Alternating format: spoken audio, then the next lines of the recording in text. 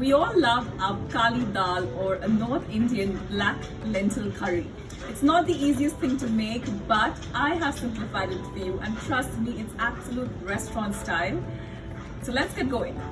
First step, let's learn a bit about dal. We've got black urad dal, which you, of course, if you're in India, you can get it anywhere. If you're not in India, do head to a local Indian store and ask for black urad dal. Soak it overnight with double the quantity of water. Put it into a pressure cooker the next day for about 7 to 8 whistles. It does take long to cook, so you want to get it really soft, and then proceed with the rest of the recipe. It does take a little bit of time as it is slow cooked, and that's what gives it the velvety texture. But trust me, no gain without pain, right? So it is totally worth it. Let's get going. First step, we've got dal. So I soaked it overnight and then I've cooked it in the pressure cooker for a good 6 to 7 whistles till it's nice and mushy and soft.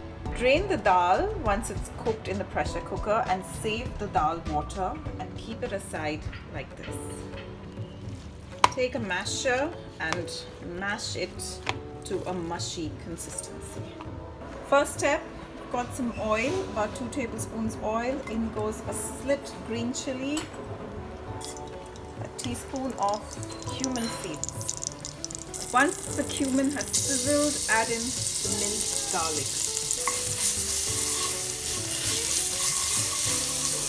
Time for the onion.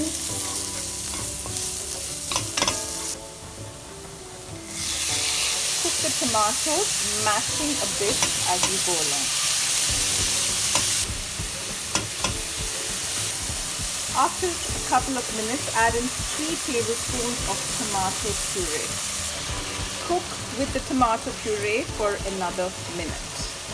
1 teaspoon grated ginger, half a teaspoon or more of chili powder based on your personal taste. A good amount of salt, and now in with the mashed dal and combine it really well. Add about 2 cups of the reserved liquid from the dal and bring it to a boil.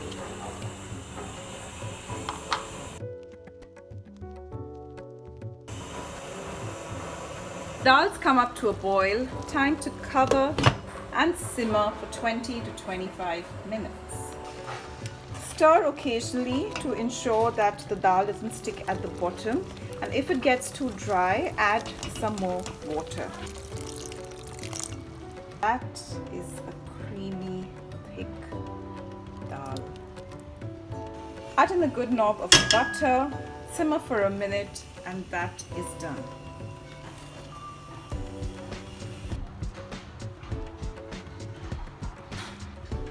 Stir in 2 tablespoons of cream and let it simmer for a couple of minutes.